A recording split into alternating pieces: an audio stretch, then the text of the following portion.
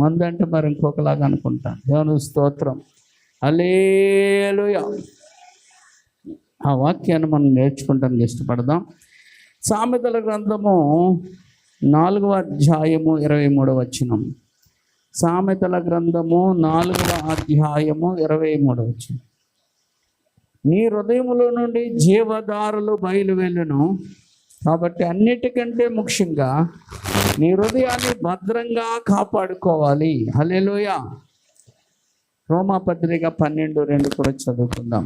రోమాపత్రిక 12వ అధ్యాయము 2వ వచనం. మీరు ఈ లోక మర్యాదను అనుసరింపక ఉత్తమమును అనుకూలమును సంపూర్ణమై ఉన్న దేవుని చిత్తం మీద పరీక్షించి తెలుసుకున్నట్లు మీ మనస్సు మారి నూతన మొగుటు వలన రూపాంతరం పొందండి. దేవుని స్తోత్రం. ఈ 2 వచనాలను మనం ఆలోచిస్తూ ముందుకు సాగుదాం. మొదటిది ఏంటంటే హృదయం. హృదయం ఏంటండి? హృదయం వేరు, మనసు వేరు. హృదయం వేరు, మనసు వేరు. మనసు ఎక్కడుంటుంది? మనసు ఎక్కడుంటుంది తెలీదా? మనసు ఇది బుర్రలో, హృదయం ఇది అంటే గుండె కాదు, ఈ ప్లేస్లో ఉంటుందని పెట్టారనమాట. హృదయం ఎక్కడ ఉంటుంది అన్నారు? ఇక్కడ. మనసు ఎక్కడ? ఇక్కడ. మనసు అంటే ఏం కాదండి, ఆలోచనలు. బ్రెయిన్లో పుడతాయి కదా ఆలోచనలు, అందుకని మనసు. అది హృదయం ఉంది, అది ఎక్కడుందో తెలియదు కానీ ఇది చాలా విలువైన పార్ట్ కాబట్టి ఇక్కడ ఉంటుంది అంటాం. హల్లెలూయా, హల్లెలూయా. కానీ ప్రతి ఒక్కరికి ఏముంది? హృదయం ఉంది, మనస్సు కూడా ఉన్నది. హల్లెలూయా. అందుకే మన దేవుడికి మనసు ఉన్నది, హృదయం కూడా ఉన్నది. హల్లెలూయా. అందుకే మనిషి హృదయము మంచిదా చెడ్డదా? మొదట మంచిదే, తర్వాత చెడ్డదిగా మారింది. ఎలా మారిందంటే ఆదాము అవ్వ చేసిన పాపం వల్ల మంచి హృదయం కాస్త ఎలా మారిపోయింది? అందుకే బాలుడు ఏమండి, బాలుడట అమ్మ, బాలుడు పుట్టుకతోనే ఎవరో తెలుసా మీకు? పాపే. దేవుని స్తోత్రం, హల్లెలూయా. చూడండి, ఆది కాండములో ఆ మాట మనం చూస్తాం. ఆది కాండము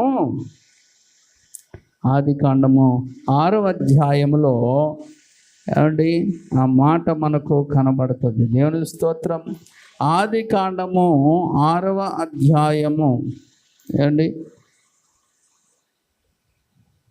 అక్కడ చూచినట్లయితే అదేనమ్మా, ఎక్కడమ్మది? చదవండి. 5. నరుల చెడుతనము భూమి మీద గొప్పదనియు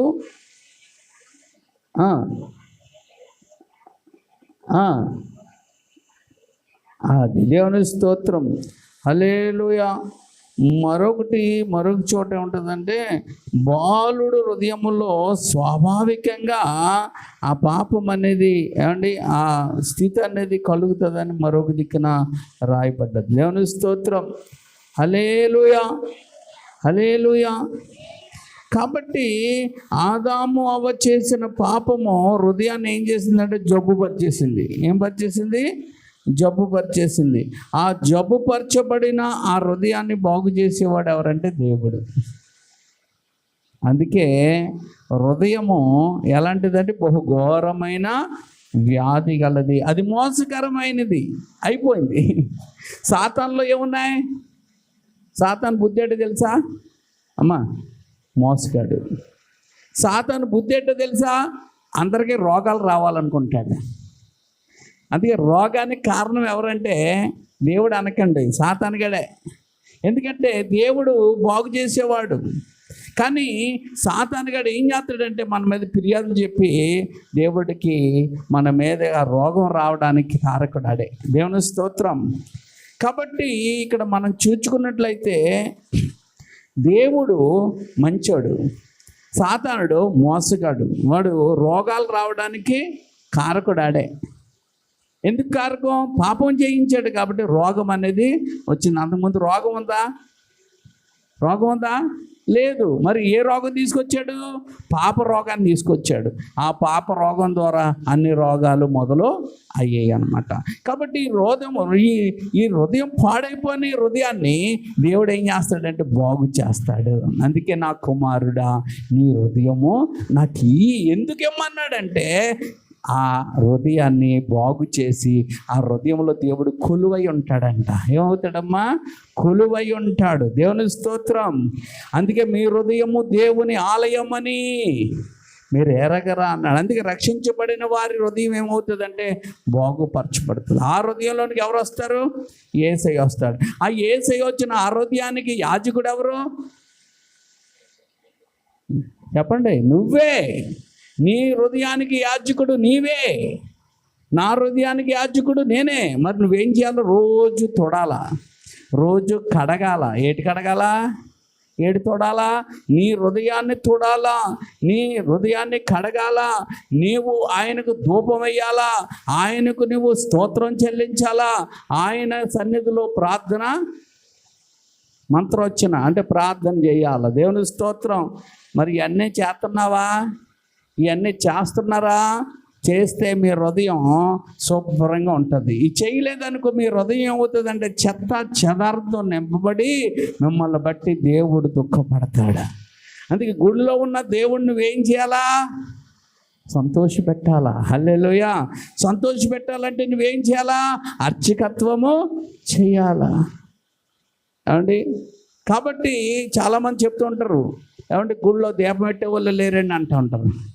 నీలో పెట్టేసాడు దీపం. ఆయన ఆ దీపాన్ని నువ్వేం చేయాలా? ఆరిపోకుండా దేవుని కొరకు వెలిగేలాగా నువ్వు చూచుకునే బాధ్యత నీది. ఏ దీపం? ఆత్మదీపము. నా దీపము యేసయ్యా నీవు సుడిగాలిలోనైనా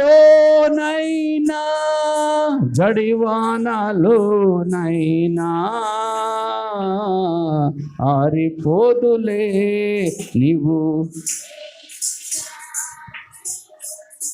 ఆరిపోదులే నీవు. ఆరిపోదు. నువ్వు పట్టించుకోకపోతే ఆరిపోతుంది. నువ్వు తలుపులు తీసిపోయావు అనుకో, అంటే లోనంతా వచ్చేసి ఏమవుతుంది? దేవం మారిపోద్ది. నువ్వేమేయాలా? తలుపులు వేసుకోవాలా. నీ మందిరానికి ఏమేసుకోవాలా?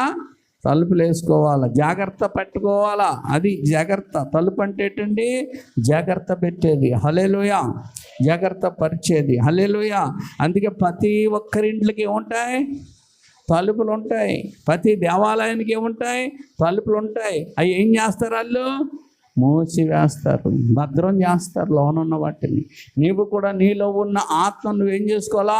భద్రం చేసుకోవాలా. దేవుని మాటలు నువ్వేం చేసుకోవాలా?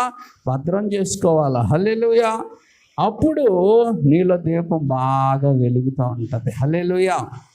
అందుకే మనం చూసుకున్నట్లయితే ఏమంటే అన్నిటికంటే ముఖ్యంగా హృదయాన్ని కాపాడుకోవాలన్నాడు. ఎందుకంటే జీవజల నదులు పారేటట్టుగా జీవజలము ఏమంటే పారేటట్టుగా దేవుడు నదులు నీలో పారేటట్టుగా చేస్తాడు. హల్లెలూయా. రోమపత్రిక 12:2 నూతన పరచబడాలి. ఏమవ్వాలా? మనసు నూతన పరచబడితేనే మనం ఒత్తిడి నుంచి విడుదల అవుతాం. ఒత్తిడులు చాలామందికి ఉంటాయా? ఒత్తిడి తెలుసా? అప్పులోడు ఒత్తిడి, కుటుంబస్తులు ఒత్తిడి, భర్త ఒత్తిడి, భార్య ఒత్తిడి, లేకపోతే స్నేహితులు ఒత్తిళ్ళు, లేకపోతే తోబుట్టులు ఒత్తిళ్ళు, లేకపోతే ఎవరు లేకపోతే ఆఫీసులో ఒత్తిళ్ళు, లేకపోతే వ్యాపారంలో ఒత్తిళ్ళు. ఒత్తిడి అనేది లేకపోతే చదువుకున్న పిల్లలకు కూడా ఒత్తిళ్ళే. ఏమండి? 10th క్లాస్ చదువుకున్న వాళ్ళకి, ఇంటర్మీడియట్ చదువుతున్న వాళ్ళకి, మరొకటి ఏదో చదవాలనుకున్న వాళ్ళకి అందరికీ ఏముంటాయి చెప్పండి? ఒత్తిళ్ళు. అందుకే కదా బిల్డింగ్ల మీద పడి చచ్చిపోతున్నారు. ఒత్తిడి ఎక్కువైపోయిందంటే ప్రాణము తీసుకోవాలనిపిస్తుంది అన్నమాట. ఏమంటే ఒత్తిడి లేని వాళ్ళు ఎవ్వరూ ఉండరు. కాబట్టి ఒత్తిడిని అధిగమించాలి. ఒత్తిడి రాదు అనకండి, అది వస్తానే ఉంటుంది. దాన్ని ఏం చేయాలి? మనం దాన్ని అధిగమించాలి. అధిగమించమంటే దాన్ని తీసుకెళ్ళి ఎవరి మీదో పెట్టాలి. ఎవరి మీదో పెట్టాలి. మోసే వాళ్ళ మీద, మోసే వాళ్ళ మీద పెట్టాలా. అందుకే కొన్ని కుటుంబాల్లో మోసి మోసి మోసి తర్వాత ఎవరి మీద ఎడతారంటే పిల్లల మీద ఎడతారు. ఇంకా నేను మోసిన వరకు మోసాను, ఇప్పుడు నీకు ఉద్యోగం వచ్చింది కాబట్టి ఇప్పుడు ఈ బాధ్యతలు నువ్వు తీసుకో అని వాళ్ళ మీద పెడతారు లేదా? పెడతారు. కాబట్టి మనము బాధ్యతలు మనమే మోయడం కాదు, మన బాధ్యతలు కొన్ని మొయ్యలేని స్థితిలో మనం ఉంటాం. అవి కనుక మనలో ఉంటే మన ప్రాణం పోతుంది. అవి తీసుకెళ్ళి ఎక్కడ పెట్టాలంటే మన తండ్రి మీద పెట్టాలి. హల్లెలూయా. మన దేవుని మీద పెట్టాలి. అది పెట్టినప్పుడు ఆయన నీకు ఏమిస్తాడంటే నెమ్మదిస్తాడు. హల్లెలూయా. ఈరోజు చాలామంది ఎలాగుందంటే, ఒక వ్యక్తి అట మూట మోసుకెళ్తున్నాడట నెత్తి మీద పెట్టుకొని. ఏమైటమ్మా? నెత్తి మీద మూట మోసుకెళ్తున్నాడట. మొయ్యలేక మోస్తున్నాడట, అలసిపోతున్నాడట. అది చూసిన ఒక ట్రక్ డ్రైవర్ చూసి, అయ్యా నా ట్రక్కులో కూర్చోవయ్యా, నేను తీసుకెళ్తాను నువ్వు వెళ్ళవలసిన చోటికి అన్నాడంట. అయితే అతను కూర్చున్నాడట. కూర్చొని ఏమండి ఏమన్నాడు? అన్నాడట. ఏట్రా ఈ సౌండ్ వస్తుందని వెనక్కి తిరిగి చూస్తే మూట నెత్తి మీద ఎట్టు కూర్చున్నాడట. మూట ఎక్కడ ఎట్టుకున్నాడమ్మా? ఎందుకు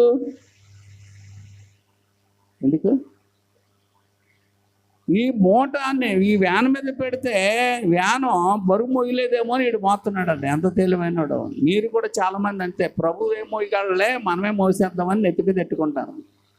మీ నెత్తి మీద మూట ఉన్నంత కాలం మీకు ఆయాసరాకి ఏమవుతుంది? దేవుడి దగ్గరికి వచ్చినా ఆయాసమే, ఇంటికి వెళ్ళినా ఆయాసమే, ఎక్కడికి వెళ్ళినా ఆయాసమే. మరి ఎందుకు ఆయాసం? నీ నెత్తి మీద పెట్టుకున్నది ముందేమవ్వాలా? వేరే ఒకళ్ళ మీద నొప్పు అది పెట్టినప్పుడు ఏమండి అప్పుడు ఏమవుతుంది? నీ బరువు తేలికైతే హాయిగా ఉంటుంది. హల్లెలూయా, హల్లెలూయా, హల్లెలూయా. ఈ లోకంలో నీ బరువు మోసులు ఎవరు ఉండకపోవచ్చు. ఆఖరికి నీ పిల్లలు కూడా ఒకసారి నీ బరువు మోయడానికి ఇష్టపడకపోవచ్చు. నీ బరువు మోయడానికి చెయ్యండి అది చెయ్యండి అన్నా కూడా ఇష్టపడకపోవచ్చు. కానీ నీ దేవుడు మాత్రం ఎప్పుడు నిన్ను చెప్పండి కాదనేవాడు కాదు. హల్లెలూయా. నీ బరువును ఆయన ఎందుకు మోస్తాడు తెలుసా? ఆయన నిన్ను కలుగు చేశాడు. ఒకటి. రెండు, ఆయన నీ బరువు ఎందుకు మోస్తాడంటే నిన్ను ఆయన రక్తంతో కొనుక్కున్నాడు. కాబట్టి నువ్వు శ్రేష్టమైన దానివు, శ్రేష్టమైన వాడువు కనుక నీ చింత యావత్తు, నీ బరువు, నీ బాధ్యత, లేకపోతే నీ కష్టం అంతా కూడా నువ్వేమయ్యాలా? ఆయన మీద వేసి నువ్వేమవ్వాలంటే నిబ్బరంగా ఉండాలి. అనగా స్తుతించి స్తోత్రించాలా. మళ్ళీ అదే ఆలోచించకూడదు. ఒక్కసారి దేవుడి మీద పెట్టానన్నా నీవు ఇంకా దేవుణ్ణి నువ్వేం చేయాలంటే కీర్తించి కొనియాడాలి. నువ్వు చాలామంది నాకు తెలిసిన వాళ్ళు ఏం చేస్తారంటే దేవుడికి అప్పగించానంటారు, మళ్ళీ ఇంటికి వెళ్ళి అదే ఆలోచిస్తూ ఉంటారు. దేవుడికి అప్పగించానంటారు, మళ్ళీ అదే మాట్లాడుతూ ఉంటారు. దేవుడికి అప్పగించానంటారు, మళ్ళీ అదే చింతపడుతూ ఉంటారు. వాళ్ళు అప్పగించారా లేదా? అప్పగించలేదు, అందుకే ఆయాసం వస్తుంది వాళ్ళకి. అప్పగించిన వాడికి ఆయాసం రాదే. అప్పగించిన వాళ్ళకి ఏముంటుందో? బరువు దిగిపోయిన వాడికి ఆయాసం లేకుంటుంది. ఇంకా దేవునికి స్తోత్రం. అందుకే కొంతమంది దింపకనే దించామనుకొని భ్రమలో బతుకుతారు. అలా మీరు ఉండకండి. 1 పేతురు పత్రిక 5వ అధ్యాయము, 1 పేతురు పత్రిక 5వ అధ్యాయములో 7వ వచనంలో ఆయన మిమ్మును గూర్చి చింతించుచున్నాడు. చింత అంటే ఏంటంటే అక్కడ రాశాడు లక్ష్యం ఉంచుచున్నాడు. అయ్యయ్యో అయ్యయ్యో అంటలేదు, లక్ష్యం ఉంచాడు. అంటే లక్ష్యం అంటే ఏంటి? నేను పట్టించుకుంటున్నాడు. దేవుని స్తోత్రం. నిన్ను చూచి చూడనట్టు వెళ్ళిపోయేవాడు కాదు ఆయన, నిన్ను పట్టించుకుంటున్నాడు. నిన్ను పట్టించుకుంటున్నాడు కాబట్టి నువ్వేం చేయాలా? మీ చింత యావత్తు ఆయన మీద వేయండి. 8 నిబ్బర బుద్ధి గలవారే మెలకువగా ఉండండి అన్నాడు. మనకి వేసేసానంటావు కానీ నిబ్బరమైన బుద్ధి ఉండదు. వంకర బుద్ధి అంతా ఏమవుతుందో, ఏం జరుగుతుందో, ఎలాగో ఏటో ఇవన్నీ ఆలోచిస్తూ ఉంటావు. కాబట్టి నీ మీదే ఇంకా ఏముందో చెప్పండి? బరువు ఉంది. అందుకే నువ్వు తీసుకోలేదు. తీసుకోగలిగితేనే దేవుడు నీకు ఏమేస్తాడు? నెమ్మది. తీసేసుకునే కృప ఎక్కడుందంటే దేవుని మందిరంలోనే ఉంది. హల్లెలూయా. తీసేసుకునే ఏమండి శక్తి ఎక్కడుంది? అన్న దేవుడి మందిరానికి వచ్చింది. ఎలాంటి వ్యాధంతో వచ్చింది? భయంకరమైన ఒత్తిడిలో వచ్చింది ఆవిడ. నీ బ్రతికెందుకురా బాబు అని వచ్చింది. అందుకే ఎలాగేడుతుందో తనకే తెలియనంత ఘోరంగా ఏడుతుంది. ఎక్కడ ఏడుతుందమ్మా? మనం ఎక్కడ ఏడుతారమ్మా? ఆ కొంపకి ఈ కొంపకి వెళ్ళి ఏడుతారు మీరు. ఆ కొంపకి ఈ కొంపకి వెళ్ళి ఏడవడం వల్ల ఏమండి మిమ్మల్ని చిన్న చూపు చూసి మిమ్మల్ని వాళ్ళు ఏం చేస్తారు? ఎగతాళి చేస్తారు. మా అన్న వచ్చింది తెగ ఏడ్చేసింది అని నీకోసం ఎటకారం ఎల్లకొలంగా మాట్లాడుకుంటారు. కానీ ఏమంటే దేవుడి దగ్గరికి వెళ్ళినప్పుడు దేవుడు ఏం చేస్తాడు తెలుసా? నీ కన్నీళ్లను కరిగిపోతాడు ఆయన. హల్లెలూయా. నీ కన్నీళ్ళు ఆయన చూస్తాడు, ఆయన బుడ్డుల్లో దాచుకుంటాడు. వెంటనే ఆయన ఏమంటాడంటే, నేనున్నాను నా కుమార్తె, నేనున్నాను నా కుమారుడా, ఇంక నువ్వు భయపడకు, నాకు అప్పగించావు కదా, నేను చూస్తానంటాడు. హల్లెలూయా, హల్లెలూయా. అప్పుడు మనకి కావాల్సింది 8వ వచనం మనలో ఉండాలట. ఎప్పుడైతే దేవుడికి అప్పగించామో ఇంక వంకరగా ఉండకూడదట మనం. అప్పటి వరకు ఎన్ని రకాలు వేసాం అప్పులు తెరడానికి. ఇప్పుడు ఏమవ్వాలా? నిబ్రంగా మారాలట, మెలకువగా ఉండాలి. ఎందుకంటే ఆ టైంలోనే సాతాను గడు ఏం చేస్తాడంటే, నువ్వు చచ్చిపోకుంటే బాగుంటుంది కదా, నువ్వు పారిపోతే బాగుంటుంది కదా, నీ తప్పుడు పనులు చేస్తే బాగుంటుంది, ఆ తప్పుడు పనులు చేస్తే వాళ్ళతో పోతే వీళ్ళతో పోతే, ఇలా రకరకాలైన వేదనలు కలిగించి తర్వాత చివరిగా అంటాడు, సత్తే ఏ గొడవ లేదంటాడు. చివరిగా ఏమంటాడు? సత్తే ఏ గొడవ లేదంటాడు. అలాగే చాలామంది ఏమండి కిష్ణాలు వేసుకొని కాల్చేసుకున్నాను నా చిన్నప్పుడు. వాళ్ళు హాస్పిటల్లో ఉన్నప్పుడు వాళ్ళు చెప్పిన మాట్లాడి తెలుసా? మేము బ్రతకాలి. బతుకుదామంటే ఇంకా ఉందా బతుకు? అప్పటికే కాలిపోయారు వాళ్ళు, బతకలేదు, చనిపోయారు. నేను ఎందుకు ఈ మాటలు చెప్తున్నానంటే, సాతానుగాడు ఏం చేస్తాడంటే, మెలకువ లేకపోతే వాడు చంపేస్తాడు. ఏం చేస్తాడు? చావు దగ్గర తీసుకెళ్తాడు. ఇక్కడ తీసుకెళ్ళాడా చావు దగ్గరికి? ఏమండి అక్కడ ఏముంది? ఎవరిని మింగుదునా అని గర్జించు సింహంవలే. మింగడం అంటే ఏంటి? చంపేద్దామని చూస్తున్నాడు వాడు, నాశనం చేద్దామన్నాడు చూస్తున్నాడు. అందుకే సాతానికి ఏమివ్వద్దు? చోటివ్వద్దు. హల్లెలూయా. అందుకే ఇంట్లో బాగానే ఉన్నదిలే, పాము పిల్లని వదిలేశారనుకో, ఆ పామే నేను ఒక రోజు ఏం చేస్తుంటే కాటేసేస్తుంది. జాగ్రత్తగా ఉండాలి. హల్లెలూయా. అందుకే విష జంతువులకి ఏమివ్వకూడదు? చోటు ఇవ్వకూడదు. సాతానికి ఏమివ్వకూడదు? చోటు. సాతాను విషయం కంటే దారుణమైన వాడాడు. హల్లెలూయా. అదవుతుందమ్మా. అందుకే ఇక్కడ మనం చూసుకున్నట్లయితే ఏమండి హృదయము నుండి ఏమొస్తుంది? ఒత్తిడి వస్తుంది. మొదట ఎక్కడి నుంచి వస్తుంది ఒత్తిడి? హృదయంలోంచి వస్తుంది. అది మనసులోకి వెళ్తుంది అన్నమాట. దేవుని వాక్యము దానికి ఏం చేస్తుందంటే బదులిస్తుంది. నీలో వచ్చిన ఒత్తిళ్ళన్నిటికీ ఏది పరిష్కారం? దేవుని మాటలు. అందుకే సమస్యల కన్నా దేవుడు గొప్పోడు. మనకున్న సమస్యల కంటే మన దేవుడు గొప్పోడే కదా. మీ సమస్య ఎంత? దేవుడు బంధు. హల్లెలూయా. అందుకే విశ్వాసముతోనే ఆ సమస్యను మనం పరిష్కరించుకోగలుగుతాం. ఎలాగండి? దేవుడు ఉన్నాడు అంటే కుదరదు, విశ్వాసం ఉంచాలి ఆయన మీద, అప్పుడే కార్యము సాధ్యమవుతుంది. మహాప్రవక్త ఎవరు అంటే? గొప్ప ప్రవక్తల్లో ఒక ప్రవక్త ఎవరంటే ఏలియా. ఎలాంటి ప్రవక్త అంటే ఏమంటే ఛాలెంజ్గా నిలబడే ప్రవక్త అంటే గొప్ప ప్రవక్త అండి. ఆ ప్రవక్త ఏం చేశాడంటే, దేవుడు వీళ్ళు చెప్పినట్లుగా చెప్పాడు, అన్నీ చేశాడు, అన్ని రకాలుగా నిలబడ్డాడు. కానీ ఒకరోజు యెజబెల్ ఏం చేసిందంటే, ఆ ప్రవక్త ఎక్కడున్నాడో కనుక్కొని చంపేద్దామని కబురు పెడితే, అది కబురు తెలిసింది మనోడికి. ఎవరికి? ఏలియాకి తెలిసి, ఏమంటే మీరు చదువుకోవాలంటే 1వ రాజుల గ్రంథం 18, 19 అధ్యాయాలు చదవండి, అప్పుడు బాగా అర్థమవుతుంది. అలా తెలిసినప్పుడు 1వ రాజుల గ్రంథం 18వ అధ్యాయము 19వ వచనంలో ఛాలెంజ్ చేశాడు ఇతను. ఏం చేశాడు? ఛాలెంజ్, ఎంత మటుకు మీరు 2 తలంపుల మీద ఉంటారు రండి అన్నాడా? అన్నీ అన్నాడు, బాగానే ఉంది, గెలిచాడు, బాగానే ఉంది. ఇప్పుడు భయముతో వణుకుతున్నాడు. ఏ భయం? మరణ భయము. కొంతమంది దగ్గరికి వెళ్ళి ఛాలెంజ్లు మాత్రం బాగానే చేస్తారు, ఆ తర్వాత ఇంటికి వచ్చి ఏడ్చేస్తూ ఉంటారు. ఏం చేస్తాడు? వీళ్ళు ఏం చేస్తారు, వాళ్ళు ఏం చేస్తారు అని ఏడ్చేస్తూ ఉంటారు కదా. అనేస్తారు, కానీ తర్వాత భయం పట్టుకుంటుంది. ఇక్కడ అలాగే అనేసాడు. ఏమంటే దేవుడు పక్షంగా నిలబడ్డాడు. మళ్ళీ ఎక్కడో ఏమొచ్చేస్తుంది, ఇతనికి భయం వచ్చింది. ఆ భయంతో ఏడుస్తున్నాడు.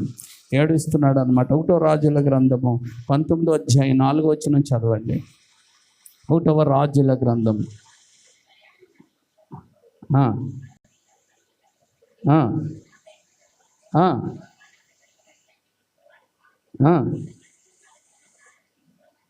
అదిగో నేను చేసింది ఇంకా చాలు, ఇంకా నా ప్రాణాన్ని అంటే విసిగిపోయాడండి, విసిగిపోయాడు.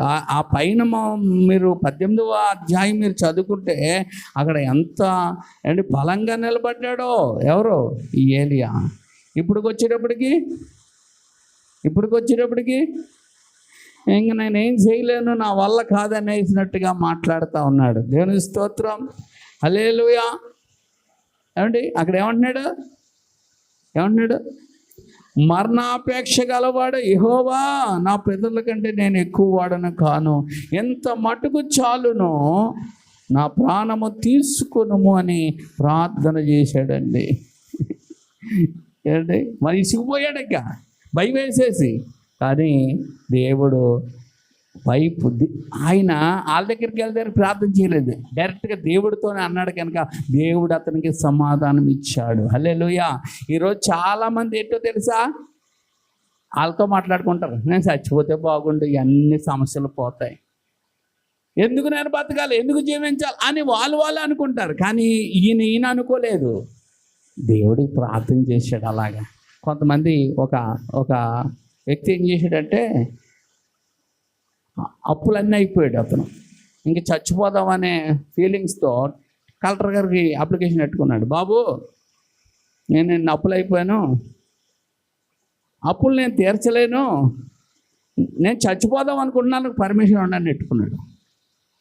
ఎవరికి పెట్టుకున్నాడు? కలెక్టర్ గారికి. అప్పుడు కలెక్టర్ ఏమన్నాడంటే, ఆ అప్పుల వాళ్ళు అందరినీ పిలిచి అతను మీరే డబ్బులు ఇచ్చి పెట్టుబడి పెట్టండి, అతడు వ్యాపారం చేసుకొని మీకు తీర్చేస్తాడని చెప్పాడు. అంటే ఎవరి దగ్గర పెట్టాడు? అతను అధికారి దగ్గర పెట్టాడు. అదే నువ్వు ఎవరి దగ్గర పెడతావు తెలుసా? ఆ అప్పలమ్మ, ఏ ఉప్పులమ్మ, అలాగా వీళ్ళ దగ్గరికి వెళ్ళి నువ్వు మీటింగ్లు పెడతావు, వాళ్ళ దగ్గర చెప్తావు. వాళ్ళు ఏమంటారు? ఏం చేస్తావు మరి, తీర్చలేనివాడు చావాలా అంటారు వాళ్ళు. నువ్వు తీర్చలేనప్పుడు చావు అంటారు. ఏమండి ఆ అప్పులోడి దగ్గరికి వెళ్ళి నువ్వు అన్నావు అనుకో, ఆడేమంటాడా, నువ్వేమవుతావో నాకు తెలియదు కానీ నా డబ్బు ఇచ్చే నువ్వు చచ్చిపో అంటాడు. అవునా కదా? కానీ అధికారి దగ్గరికి వెళ్తే చెప్పండి అమ్మా నోరులే, సమస్యగా పరిష్కారం వస్తుంది. దేవుని స్తోత్రం. చెప్పకుండా అలా వండిపోతున్నారు, ఇటు మాట్లాడండి. దేవుని స్తోత్రం. సమస్యకు పరిష్కారం రావాలంటే సైతాన్ గారి దగ్గరికి వెళ్ళకూడదు. సమస్యకు పరిష్కారం రావాలంటే తీర్చలేని దగ్గరికి వెళ్ళకూడదు. సమస్యకు పరిష్కారం రాకూడదంటే నిన్ను ఎటకారం చూసే వాళ్ళ దగ్గరికి వెళ్ళకూడదు. సమస్యకు పరిష్కారం రావాలంటే అధికారి దగ్గరికి వెళ్ళాలి. హల్లెలూయా. సమస్యకు పరిష్కారం రావాలంటే నీ దేవుని దగ్గరికి నువ్వు వెళ్ళాలా. హల్లెలూయా. నిన్ను కలుగు చేసిన దేవుని దగ్గరికి వెళ్ళాలా. వెళ్ళాడు. ఎవరు వెళ్ళారు? ఆ భయం ఉంది, కానీ ఆ భయం ఎవరితో చెప్పుకున్నాడు? మళ్ళీ దేవుడితో చెప్పుకున్నాడు. అయ్యా ఇంక నాకు చాలు, ఇంక చచ్చిపోదాం అనుకుంటున్నాను, ఇంక ఇది చాలు అనుకున్నప్పుడు దేవుడు వెంటనే నువ్వు అలాంటి పని చేయవసరం లేదు, నేను నీకు తోడుగా ఉన్నానని దేవుడు మాట్లాడుతూ ఉన్నాడు. హల్లెలూయా. మన దేవుడు మాట్లాడతాడు. హల్లెలూయా. చూడండి, దేవుడు 5వ వచనంలో మాట్లాడుతున్నాడు. అతడు బదిరీ వృక్షం కింద పరువు నిద్రించుండగా ఒక దేవదూతను దేవుడు పంపించాడు. ఎవరిని పంపించారు? ఒక దేవదూతను దేవుడు పంపించి, ఏమండి ఆ దేవదూత వచ్చి అతను ముట్టి నువ్వు లేచి భోజనం చేయమని చెప్పాను.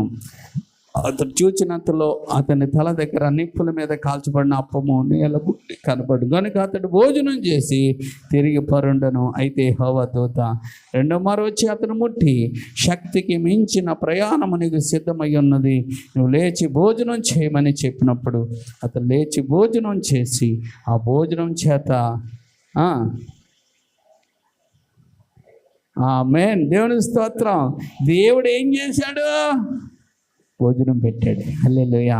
దేవుడు ఏం చేశాడండి? ఆహారం ఇచ్చాడు, విశ్రాంతి ఇచ్చాడు. అందుకే ఈరోజు చాలామంది కొన్ని పనుల్లో ఒత్తిడిలో పడిపోతూ ఉంటారు. దేవుడిని అడిగినప్పుడు దేవుడు వారికి మొదట ఏమి ఇస్తాడు తెలుసా? ఆహారం ఇచ్చాడు. రెండోది ఏమి? విశ్రాంతి ఇస్తాడు. హల్లెలూయా, హల్లెలూయా. ఏమండి, నిద్ర దరిద్రానికి సూచనగా చెప్తూ ఉంటారు. నిద్ర ఏంటంటే దరిద్రం. ఏ నిద్ర తెలుసా? పగల నిద్రనే దరిద్రం అంటారు. అదే రాత్రి నిద్ర నీకు భోగాన్ని, విశ్రాంతిని తీసుకొస్తుంది. హల్లెలూయా. రాత్రి నిద్ర చాలా మంచిది, పగల నిద్ర మంచిది కాదన్నమాట. హల్లెలూయా. అందుకే నిద్ర దరిద్రం ఎప్పుడంటే పగల నిద్ర దరిద్రం, రాత్రి నిద్ర నీకు విశ్రాంతినిస్తుంది. హల్లెలూయా. అందుకే బాగా కష్టపడిపోయిన వాళ్ళు కూడా పగలో గంట పడుకుంటే మంచిదే. కానీ ఏమంటే కొంతమంది ఏమంటే పగలే పడుకుంటారు, రాత్రి పడుకోరు. డ్యూటీలకు వెళ్ళే వాళ్ళ కోసం నేను చెప్పట్లేదు సుమా. ఖాళీగా ఇంటికాడే ఉండి పగలు నిద్రపోయి రాత్రి అంతా ఏం చేస్తూ ఉంటారు? అటు ఇటు తిరుగుతూ ఉంటారు. ఏమండి, మళ్ళీ పగలు నిద్రపోతూ ఉంటారు. ఆ టైపు చేయకూడదు. పగలు మనం పనులు చేసుకోవటానికి దేవుడు ఇచ్చాడు, రాత్రి మనం విశ్రాంతి పొందడానికి దేవుడు ఇచ్చాడు. అందుకే మీకు ఒక విషయం తెలుసా? అంటే లైట్ ఉంటే నిద్ర ఎందుకు రాదనుకుంటున్నారు? చీకట్లోనే మంచిగా నిద్ర వస్తుంది మనుషులకి. హల్లెలూయా. లైట్ వేసుకుంటే నిద్ర వస్తుందా? రాదు. అందుకే చీకటి నిద్రకు, విశ్రాంతికి గుర్తు అనమాట. హల్లెలూయా, హల్లెలూయా. అందుకే అలసిపోయిన వ్యక్తికి ఏం కావాలా? ఇప్పుడు ఆహారం కావాలి, ఆహారం పెట్టాడు దేవుడు. అలసిపోయిన వ్యక్తికి ఏం కావాలా? విశ్రాంతి కావాలి, విశ్రాంతి ఇచ్చాడు. ఈ రెండు ఇవ్వగానే శుభ్రంగా దేవతో తీసుకొచ్చి పెడుతున్నాడు క్యారేజీ. హల్లెలూయా. ఎవరు పెట్టారు? అక్కడ కాకులు. ఇప్పుడు ఏకంగా దేవుడు దేవదూతనే పంపించేశాడు. హల్లెలూయా. అంటే నీవు, నేను, మనము ఏలియాయే. ఏమంటే ఏలియా గొప్పోడు కాబట్టి వెళ్ళాడండి. ఏలియా గొప్పోడు కాదు, మళ్ళాటోడే. మీరు అలాంటోళ్ళే మళ్ళీని అమ్మ ఏలియా అంత భక్తులు, మన అక్కడ భక్తులు అంటారు. ఆయన భక్తి ఒకటి, నీ భక్తి ఒకటి కాదు. ఆయన నువ్వు దేవుడి దృష్టిలో ఒకటే. కానీ ఆయన మారాడు, నువ్వు మారలేదు. మారాల. దేవుని స్తోత్రం.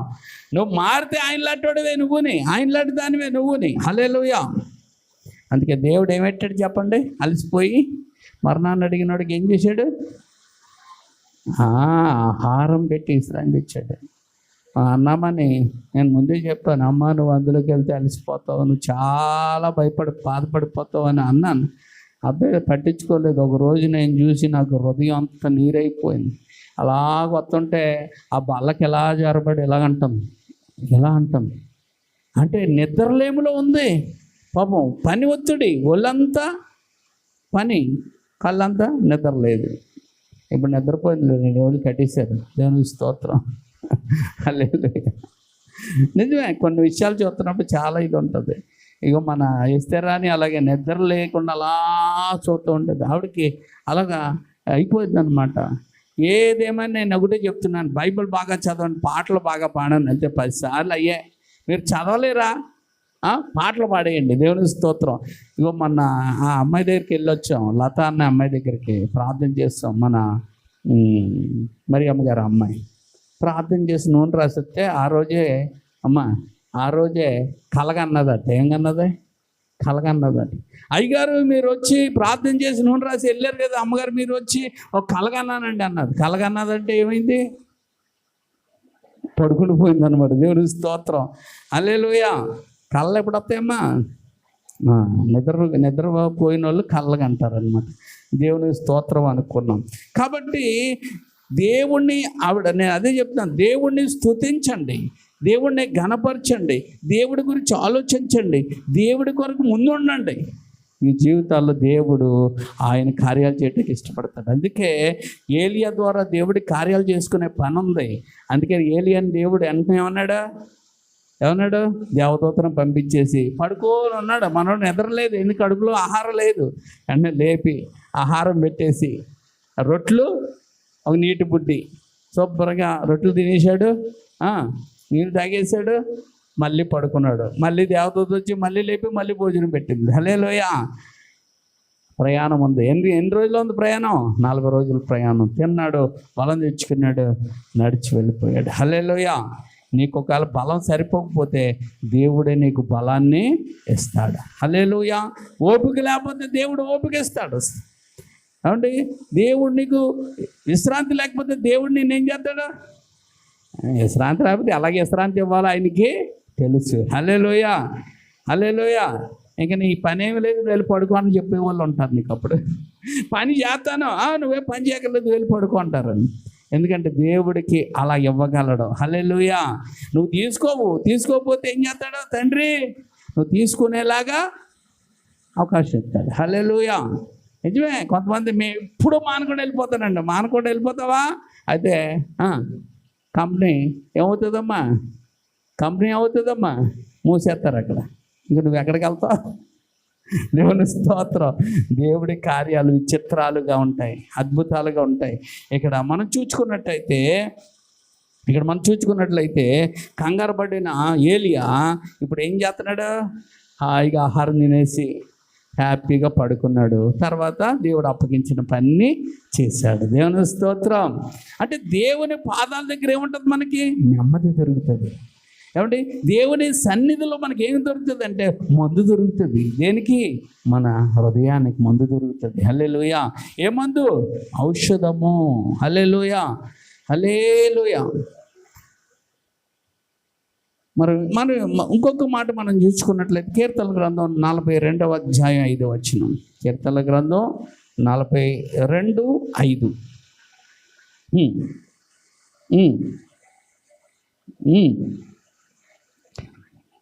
ఏమిటి? దావీదు అంటున్నాడు, నా ప్రాణమా నాలో నువ్వు ఎందుకు ఇలాగైపోయావు అని అడుగుతున్నాడు. ఎవరిని అడుగుతున్నాడు? వాళ్ళని అడుగుతున్నాడా? తనతో మాట్లాడుకుంటున్నాడు. నా ప్రాణమా నీవు ఎలా కృంగి ఉన్నావు, నాలో నువ్వు ఎలా తొందరపడుతున్నావు, దేవుని యందు నిరీక్షించము. అంటే మన ప్రాణం మనల్ని ఏం చేస్తుంది? తొందర పెట్టేస్తుందండి. ఏం చేస్తుంది? మనల్ని తొందర పెట్టేస్తుంది. ఈ తొందర పెట్టడంలో మనం ఏం చేస్తున్నాం మనకే తెలియదు.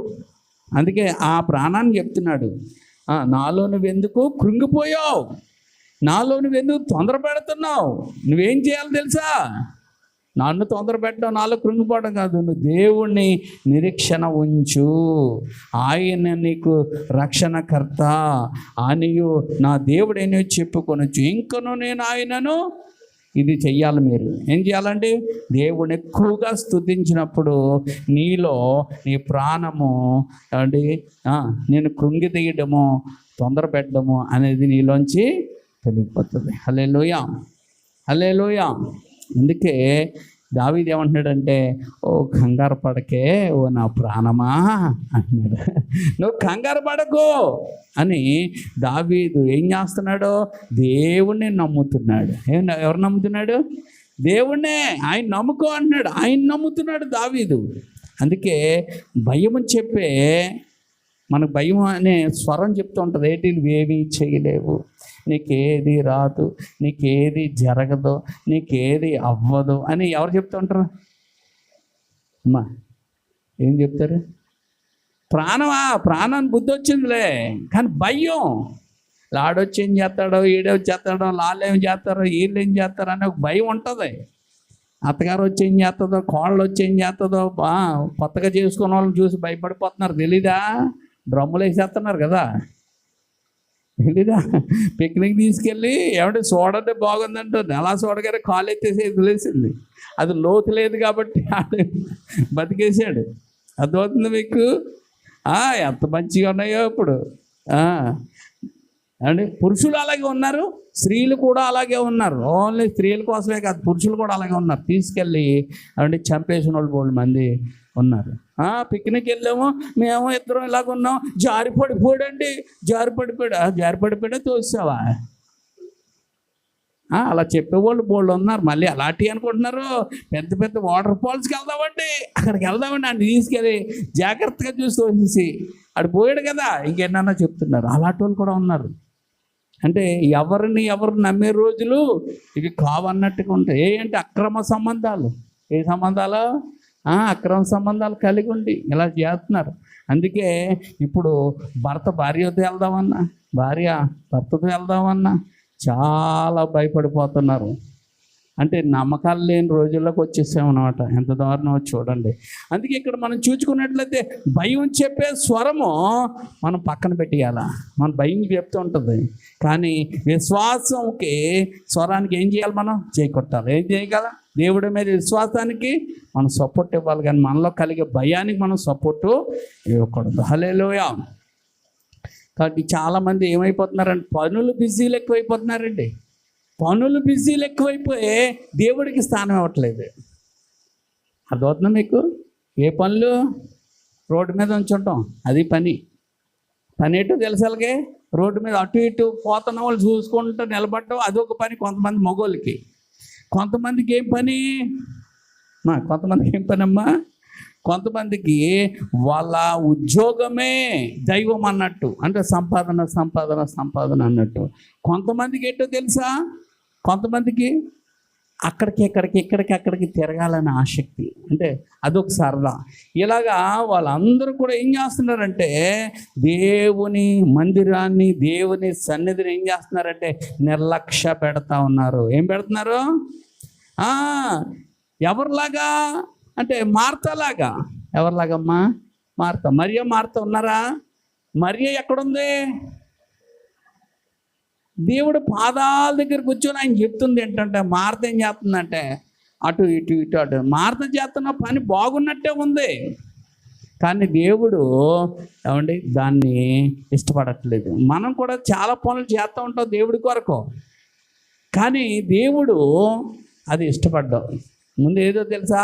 ముందు నా పాదాల దగ్గర కూర్చోం, అప్పుడు ఉన్న పనులు చేద్దుగాని అంటాడు. దేవుని స్తోత్రం. చూడండి, కోట పెట్టినప్పుడు మనం ప్రార్థనలు పెడతా ఉంటావా? ఆ ప్రార్థన పెట్టుకున్న వాళ్ళు ఉండరు అక్కడ. అలాగా వీళ్ళు ఇలాగ ఎక్కడికి వెళ్ళారమ్మంటే మెచ్చలు దాటాకి వెళ్ళారని కొందరు. వీళ్ళు ఏం చేశారంటే ఇలా ఏయో పట్టు రావాలని వీళ్ళు ఏమంటే ప్యాకింగ్ చేస్తున్నారు లక్కలో. అక్కడ ఉన్న వాళ్ళు ఎవరు ఉంటారు తెలుసా అమ్మ? విశ్వాసులు ఉంటారు అక్కడ. దేవుడు ఎవరితో మాట్లాడతాడు అక్కడ? విశ్వాసులతో పాటు వాళ్ళతో ఎక్కువ మాట్లాడతాడు. విశ్వాసులతో తక్కువ కంటే ఆ కుటుంబానికి ఏదో సమస్య ఉంది, బాధ ఉంది, వ్యాధులు ఉంది, వాళ్ళతో మాట్లాడతాడు. కానీ వాళ్ళు కనబడరాళ్ళు. ఈ కోట పెట్టుకొని ఏం ఫలితం ఉంటుంది చెప్పండి? నిజమా కాదా? కోట పెట్టుకున్న వాళ్ళకి ఇంకేం ఫలితం ఉంటుంది? ఉండదు. అందుకే నేను అంటాను, నువ్వేమి అట్టక్కర్లేదు, ఏం చేయక్కర్లేదు. ముందు దేవుడు వాక్యం విను. నీ కుటుంబం బాగుపడితే నువ్వు 1 కాదు 10 ఎడతావు. మాకు దేవుని స్తోత్రం. అందుకే ఎట్టడానికి నువ్వు పరిగెట్టద్దు మార్తమ్మలాగా. ఇప్పుడు నువ్వేం చేయాలా? దేవుడు పాదాల దగ్గర కూర్చునే టైము దేవుడు పాదాల దగ్గరే కూర్చో, ఆయన మాట్లాడుతుంటారు. అందుకే యేసు ప్రభు వారు మరియతో మాట్లాడారా? లాజరు చచ్చిపోయినప్పుడు మరియతో మాట్లాడారా? మార్తతో మాట్లాడారా? చెప్పండి అమ్మా. మరియతో మాట్లాడలేదు, మార్తతో మాట్లాడారు. ఎందుకు మరియతో మరియమ్మకి ఆల్రెడీ విశ్వాసం ఉంది ఆవిడకి. ఆవిడ పాదాల దగ్గర నేర్చుకొని విశ్వాసంతోనే ఉంది. ఎవరికి విశ్వాసం లేదు? వాక్యం వినలేని వాళ్ళకి విశ్వాసం ఉండదు. వాక్యం వినలేని వాళ్ళకి సరైన అవగాహన ఉండదు. అందుకనే అండి, మార్తా నువ్వు నమ్మిన ఎడల దేవుని మహిమను చూచెదవు అని ఎవరితో అన్నారు? మార్తమ్మతోనే. ఆ మార్తమ్మ దగ్గర తీసుకెళ్తే ఆ మార్తమ్మ ఏం చేస్తుంది? అది తీయండి, ఆ బండ తొలగించండి. సమాధులు అంటే మనకులాగా భూమిలో పెట్టడం కాదు, గృహంలో పెడతారు. దానికి ఒక రాయి పెడతారు. ఆ రాయిని తొలగించండి. ఈవిడేమంటుంది తెలుసా? ప్రభువా కంపు కొడతారు ప్రభువా. ఏమంటుంది? ఎవరన్నారు మరే? అంటే మార్తకి ఎందుకు అంత బలహీనరాలుగా అయిపోయింది అంటే వాక్యమే వినలేదు పాదాల దగ్గర. అందుకే ఎవరైతే దేవుడు పాదాలు పట్టుకుని వాక్యం వింటారో వారు బలవంతులుగా మారిపోతారు. హల్లెలూయా. అందుకే రోడ్ల మీద తిరిగి ప్రార్థన చేయమన్న వాళ్ళకి ఏముండదు బలం. వాళ్ళు బలహీనులు. సమయం వచ్చినప్పుడు పడిపోతారు. వాళ్ళు చర్చికి వచ్చిన వాళ్ళు గొప్ప వాళ్ళు కాదు, దేవుని పాదాలు పట్టుకున్న వాళ్ళు గొప్ప వాళ్ళే. అందుకే అప్పుడప్పుడు అంటాం, పాదాలనే కడగన యేసుని పాదాలనే కడగన. పాదాలు కలిగేవాళ్ళు గొప్ప వాళ్ళు. మార్త పాదాలు కాదు, పనులు చేస్తున్నాను కదా సరిపోతుంది కదా. కాదు ముందు పాదాల అనుభవంలోంచి వెళ్ళాలి మనం. దేవుని స్తోత్రం. హల్లెలూయా. ఏమంటే ఏదైనా కావాలితే ఏం చేయాలండి మనం? ప్రభు పాదాలు పట్టుకోవాలి. కానీ ఏమంటే ఎవరి పాదాలు పట్టుకోవాలా? అందుకే ఆశీర్వాదం రావాలంటే ఏం చేయాలి మనం? ఆయన పాదాలు పట్టుకోవాలా. దేవుని స్తోత్రం. హల్లెలూయా. అందుకే మరి ఆ పాదాల దగ్గర నేర్చుకుంది. మార్త అటు ఇటు తిరుగుతుంది. అందుకే మార్తనే క్వశ్చన్ చేశాడు. మార్త ఆమె ఏం చేసిందో లోపం సరి చేసుకుంది. దేవుడు మాట నమ్మింది. నమ్మినప్పుడు ఏమైంది? అద్భుతం జరిగింది. దేవుని స్తోత్రం.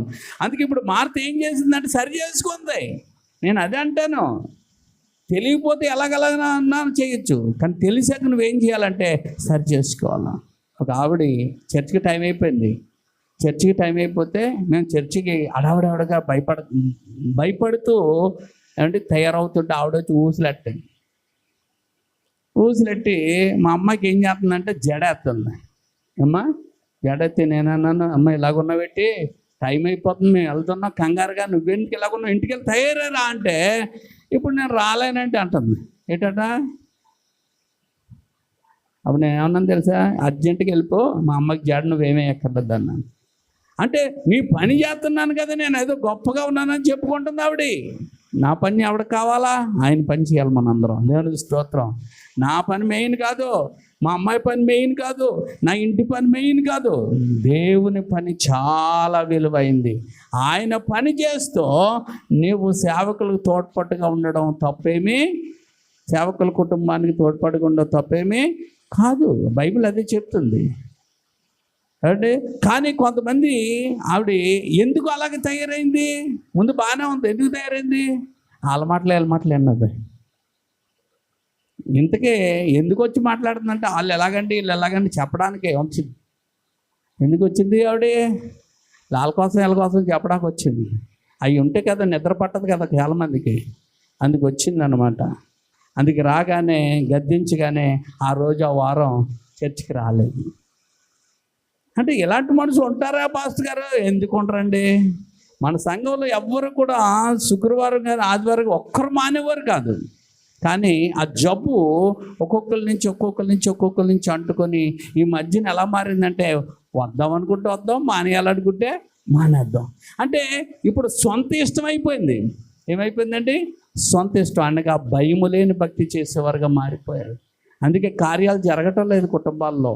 దానికి కారణం ఏంటంటే నువ్వు బద్దకొస్తుడు, నిర్లక్ష్యం కలిగిన వారుగా, లేకపోతే మార్పు చెందలేని వ్యక్తిగా ఉండిపోయావు. నువ్వు మారిపోయావు. ఒకప్పుడులా లేవు. ఇప్పుడు నువ్వు మారాలి మళ్ళీ. దేవుని స్తోత్రం.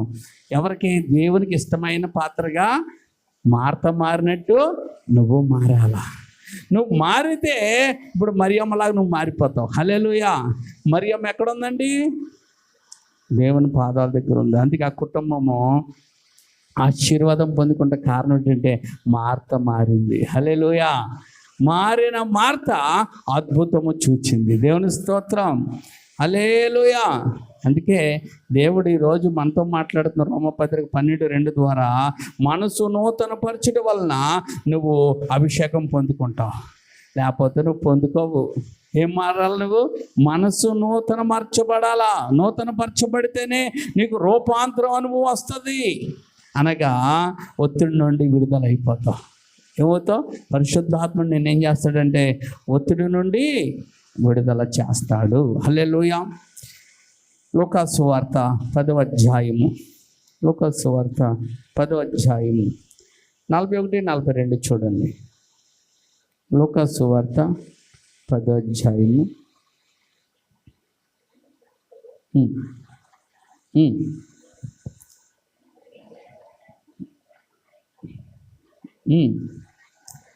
అది అవసరమైంది మర్చిపోయింది. అంటే అవసరమైనది ఏమంటే మర్చిపోయింది. అవసరమైంది ఒకటే.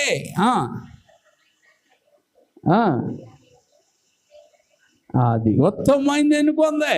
నీకు ఎన్ని పనులు ఉన్నా ఉత్తమమైంది ఏంటి తెలుసా? దేవుడి సన్నిధిలో గడపాల. దేవుడి సన్నిధిలో గడపాలి. నేను అన్ని ఎంచుకున్నదే దేవుడి దృష్టిలో ఉత్తమమైన పని. దేవుని స్తోత్రం. పనులు ఎవరికి ఉండవంటే అందరికీ ఉంటాయి పనులు. తీరికతో వస్తున్నావే అది సన్నిధి కాదు.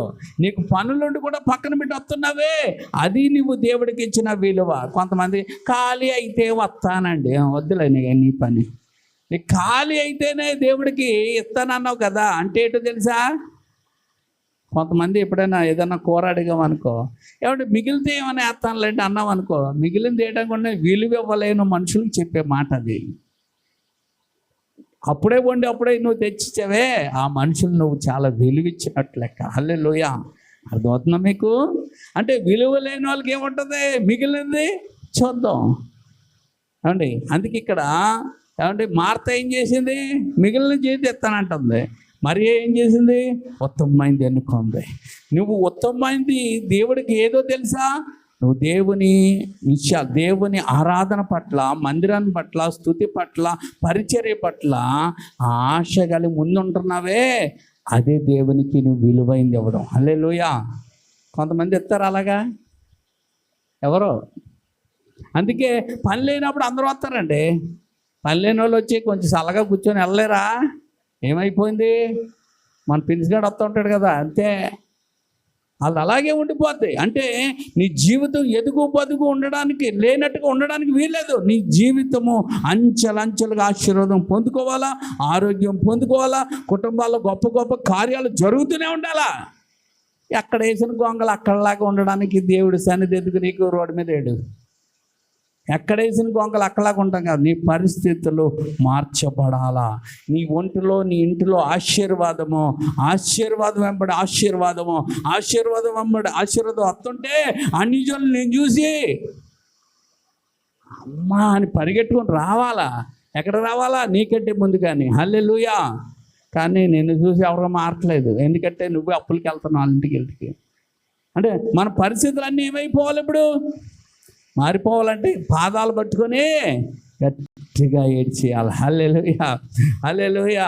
నువ్వు తప్ప నాకెవ్వరు లేరయ్యా, నువ్వు తప్ప నాకు దావీదు కుమారుడా, నన్ను దాటి నువ్వు వెళ్ళిపోవద్దు. నీవు తప్ప ఈ లోకంలో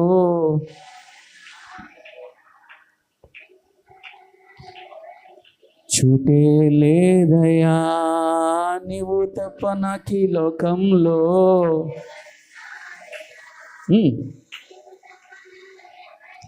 చూటే లేదయా, దావీదు కుమారుడా నన్ను దాటిపోకయా, నజరేతు వాడా, దావీదు కుమారుడా నజరేతు వాడా. అందుకే ఆసక్తి ఉన్నవారి విషయం తెలిసిపోతే, ఆసక్తి లేని వారి విషయం తెలిసిపోద్ది. మొన్న ఏదో ఎప్పుడు అన్నానంట, మా అమ్మల్ని అంటారు పాస్టర్ గారు, ఎందుకంటే మాకు డబ్బులు లేదని. డబ్బు లేదు కాదు, సరిగ్గా లేని వాళ్ళని అంటారు. నువ్వు రోషం వచ్చైనా భక్తి చేసి ఆశీర్వదించబడతావని. దేవుని స్తోత్రం. ఎవరిని అంటారు తెలుసు, ఎక్కువ బాగుపడినోడిని ఎవరు తిట్టరు. ఎవరిని తిడతారు? దరిద్రులుగా, హీనులుగా, ఏమంటే దేవుడి దీవెన లేకుండా, ఏమంటే అందరితో చెప్పించుకునే వారిలోకి ఉన్న వాళ్ళని సేవకుడు ఆ మాటను తీసి చెప్తాడు. ఎందుకు చెప్తాడో తెలుసా? బుద్ధి తెచ్చుకొని బాగుపడతారని. హల్లెలూయా. బాగుపడితేనే ఆ తల్లిదండ్రులకి సంతోషం అన్నట్టుగా, బాగుపడితేనే ఆ సేవకుడికి సంతోషం, బాగుపడితేనే దేవుడికి సంతోషం. హల్లెలూయా. బాగు కోరుకోమని చెప్పేవాడు ఆయన. నువ్వు బాగు కోరుకోరంటే నువ్వు అలాగే ఉండి బాగుపడతావంటే ఎక్కడ అవుతుంది? అవుతుందా మీకు? ఏమంటే అర్థమవుతుందా? కొంతమంది లివర్ పాడైపోద్ది, డాక్టర్ దగ్గరికి వెళ్తే డాక్టర్ అంటాడు, నీ లివర్ పాడైపోయింది అబ్బాయి, నువ్వు మందులు వేసుకున్నా పని చేయాలంటే నువ్వు త్రాగుడు మానే అనాలా అంటాడు. ఈడేం చేస్తాడు? త్రాగుడు తాగుతాను, మందులు వేసుకుంటానని వేసుకుంటాడు. బాగానే ఉన్నట్టు ఉంటుంది. ఒకరోజు దెబ్బేసేసి అతడు ఏమైపోతాడంటే చనిపోతాడు. ఎందుకు ఇలా జరిగింది అని అడిగితే అప్పుడు డాక్టర్ చెప్తాడు, ఇతడు మందు మానలేదు, అందుకే ఇంకా ఉన్నది కూడా పాడైపోయింది, అందుకే చచ్చిపోయాడు అని చెప్తాడు. ఈ డాక్టర్ గారు తప్పది, మందులు తప్పది. ఎవరు తప్పు? దిద్దుకోపోవటం, సరి చేసుకోపోవటం వాడిదే తప్పు. హాస్పిటల్కి వెళ్ళినా ప్రయోజనం లేదు. కొంతమంది హాస్పిటల్కి వెళ్తారు, ఆయన ఎప్పుడైతే చెప్పాడో తాగుడు మానేస్తారు, వాడమన్నట్టుగా వాడతారు, అప్పుడు లివర్ బాగైపోయి అతడు బతుకుతాడు. హల్లెలూయా. కొంతమంది ఏం చేస్తారు, వినరు. వినలేనప్పుడు ఏమవుతుందండి, వాళ్ళు అలాగ ఉంటారు. అలాగా ఉన్నందుకు ఆ డాక్టర్ ఏమన్నా ఆనందపడతాడా? ఆ పరమ డాక్టర్ కూడా ఆనందపడ్డు. అందుకని పరమ డాక్టర్ దగ్గరికి వచ్చినప్పుడు ఏం చేయాలో తెలుసా? ఆయన ఏం చెప్పి వదిలేయమంటున్నాడో అవి విడిచిపెడితేనే ఉంటుంది. అందుకే ఆరాధన అంటే ఎప్పుడు రావాలా? స్టార్టింగ్ అయ్యిందంటే వచ్చేటప్పటి వరకు నువ్వు డ్యూటీకి వెళ్ళగలుగుతున్నావు, అలాగ ఉండాలి. ఇక్కడ నువ్వు ఎలాగా అంటే చివరి వరకు డ్యూటీ చేస్తావో అలాగే నువ్వు చివరి వరకు ఉండి వెళ్ళినప్పుడు అది విలువేస్తున్నట్టు. మధ్యలో వస్తావు, మధ్యలో పోతావు, అటు ఇటు తిరుగుతావు, అలా చేస్తూ ఉంటావు, రావాలనుకుంటూ వస్తావు, లేకపోతే రావు. అలా కాదు, ఒక నిర్ణయం తీసుకోవాలా. ఏ నిర్ణయం? ఒక స్థిరమైన నిర్ణయం తీసుకోవాలి. హల్లెలూయా, హల్లెలూయా. ఇప్పుడు ఎలా మారినాయి అంటే వారి సొంత విషయాలు కూడా దేవుడి దగ్గర పెట్టకూడదు. నీ సొంత విషయాలకి దేవుడికి సంబంధము లేదు. ఆనాటి కాలంలో ఇశ్రాయేలు ఎలాగయ్యారంటే ఎవడికి దోచినట్టు ఆడు జీవించాడట. అందుకని దేవుడు వారి బబులోనికి చెరకు అప్పగించేశాడు. మనం ఎలా పడితే అలా ఉండడానికి కాదు, ఇక్కడ దేవుడు ఎలా చెప్తే అలా బ్రతకాలి. అందుకే నేను ఎంతమంది అంతమంది అవన్నీ పక్కనట్టండి, మనుషులు పక్కనట్టండి. కొంతమంది వీళ్ళు రావట్లేదండి, వాళ్ళ నీకెందుకు విచారాలో? సంఘం ఎవరిది? మరి ఆయన చూసుకుంటాడు. అయితే నీ విచారం కంటే ప్రార్థన చేస్తే బాగుంటుంది. ఏం చేస్తే బాగుంటుంది? ప్రార్థన చెయ్యి. హల్లెలూయా. విచారాలు ఎక్కువ చేయడం వల్ల ప్రయోజనం ఉండదు. ఏం చేయాలమ్మా మనం?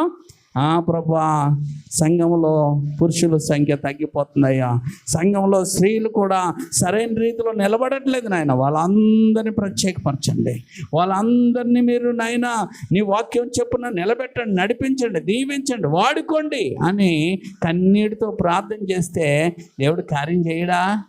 మరి మనం ఏం చేస్తున్నాం? జాలి పడుతున్నాం, లేకపోతే బాధపడుతున్నాం, విచారం వ్యక్తం చేస్తున్నాం. దానివల్ల ఏ ప్రయోజనము ఉండదు. ఒక ఆయన పడిపోయాడట. పడిపోయి అతడు గాయాలతో ఉంటే వెళ్తున్న వాళ్ళందరూ ఏం చేస్తున్నారట? విచారం చేస్తున్నారు. అయ్యో అందుకు అయ్యో అయిందో, అది అయిందో, ఇది లాళ్ళు వచ్చి వీళ్ళు వచ్చి అని చెప్పుకొనే పోయారు. కానీ ఎవడైనా దగ్గరికి వెళ్ళి నీళ్ళు పట్టించి ఎవరైనా గాయాలు కట్టారా? ముందు ఏమండి, గాయపడినోడిని నువ్వు జాలి పడడం కాదు, గాయపడిన వాడికి ఆ గాయమును కట్టేవాళ్ళగా, మాన్పేవారుగా, ధైర్యం చెప్పేవారుగా, సహాయం చేసేవారుగా మనం నిలబడాలి. హల్లెలూయా. వాళ్ళు ఎవరన్నారంటే మంచి సమరయులు. వాడే నీ పొరుగోడు, ఆడే నీకు సహాయం చేసినోడే నీ పొరుగోడు. పొరుగోడు అంటే ఎవరు అనుకుంటున్నారు?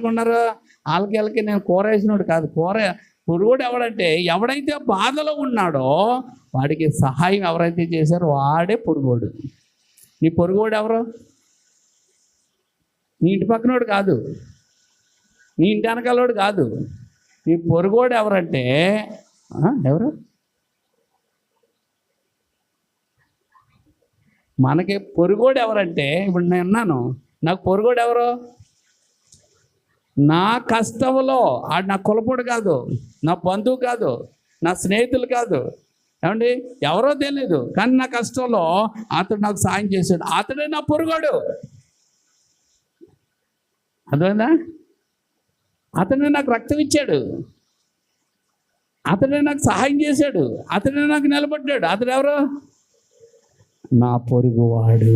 హల్లెలూయా. పొరుగోడు అంటే మనం ఏంటంటే, మనం ఎవరైతే కష్టాల్లో ఉన్నారో సహాయం చేశామో ఆ సహాయం చేయబడ్డవాడు పొరుగోడు అనుకున్నాము. కాదు, సహాయం చేసినాడు పొరుగోడు.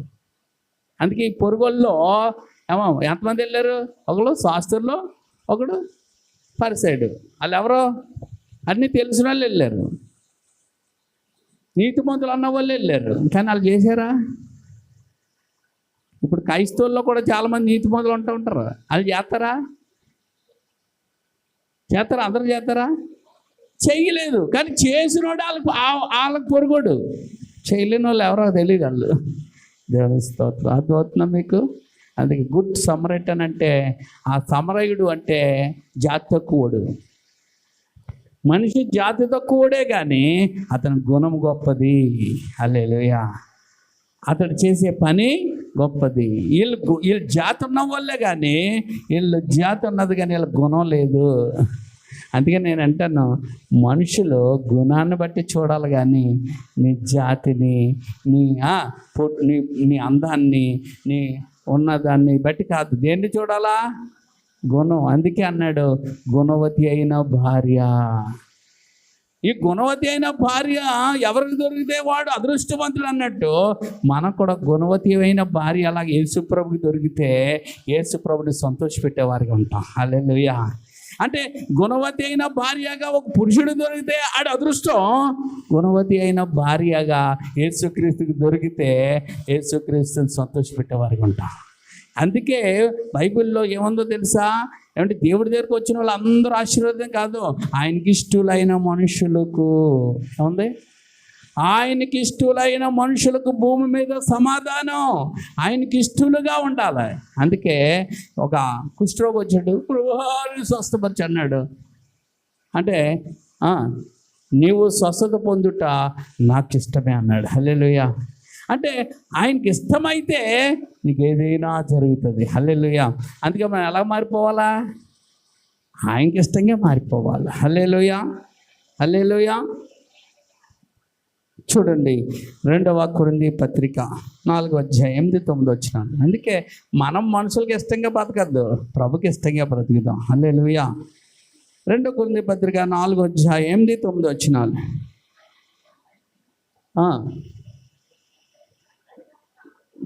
ఎరికించబడిన వారం కదా.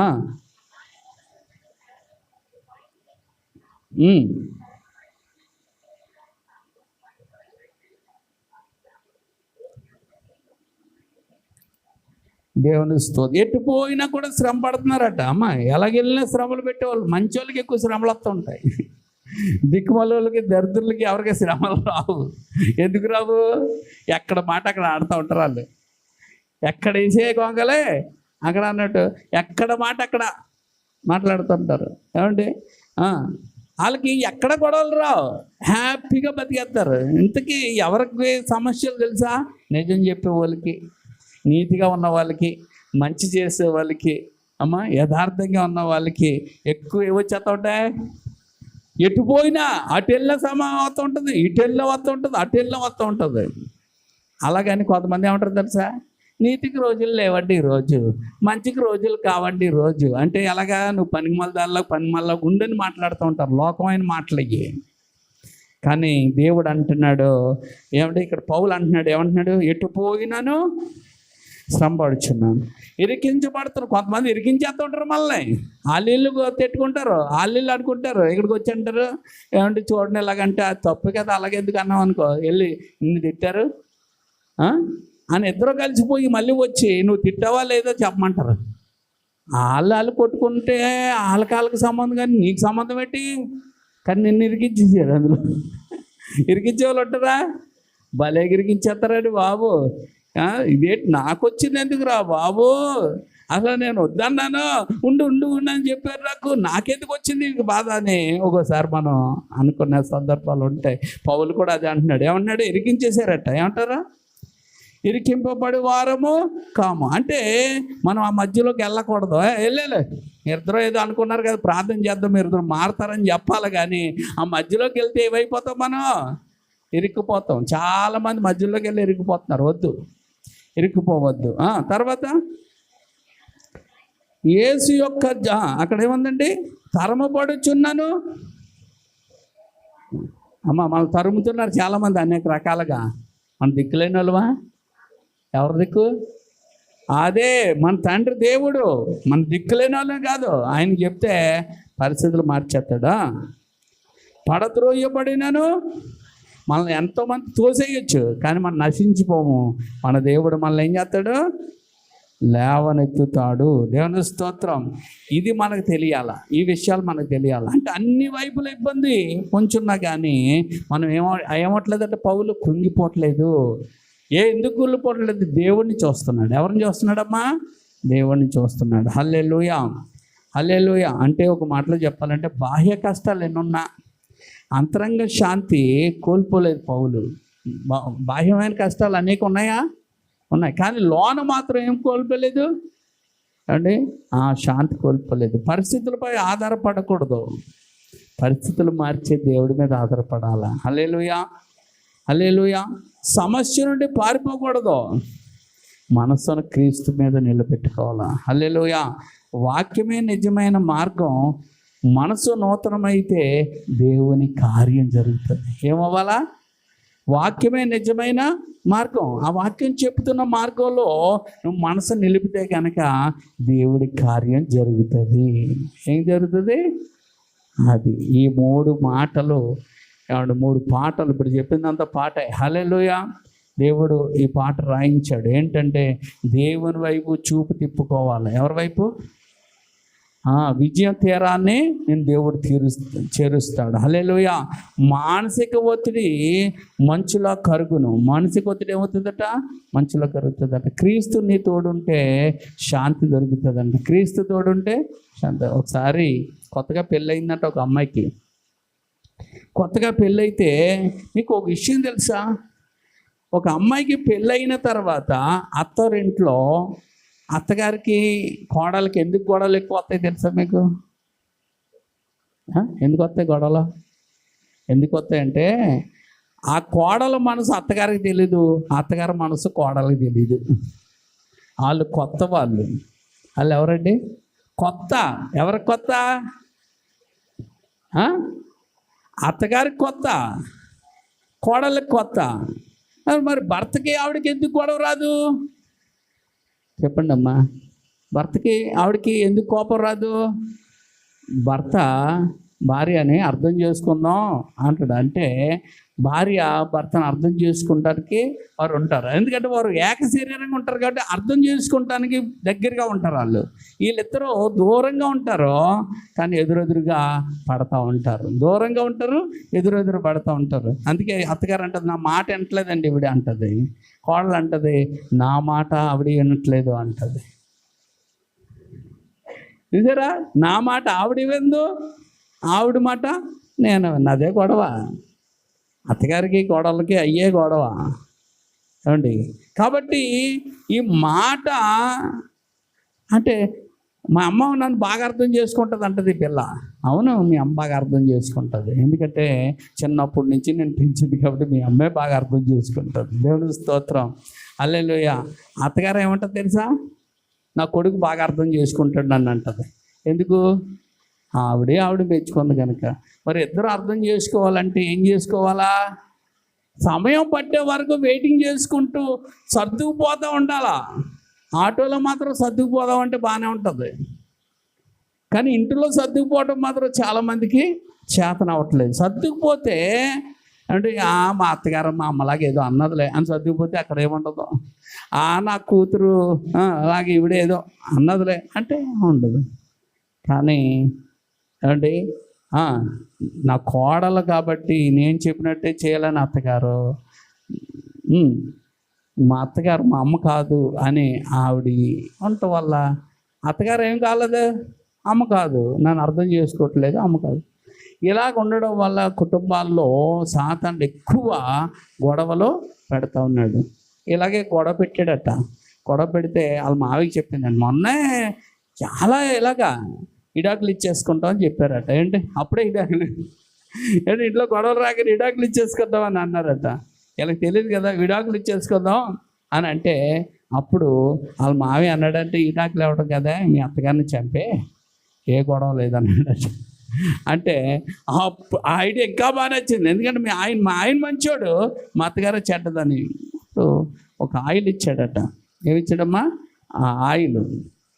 ఈ ఆయిల్ నువ్వేం చేస్తావంటే కొంచెం అదే అరుకు అనమాట.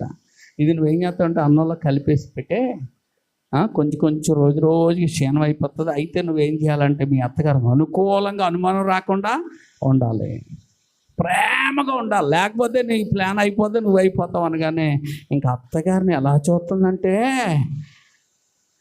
ప్లేట్ కూడా కింద ఎట్టనివ్వట్లేదట, నీళ్ళ దగ్గర తీసుకొచ్చేస్తుందట, కాళ్ళు నొక్కేస్తుందట, ఏమంటే చక్క మరి పక్కేసేస్తుందట, టయానికే పడుకోబెట్టేస్తుందట, టయానికే లేపేస్తుందట, అన్ని పనులు చేసి దగ్గర పెడుతుందంట.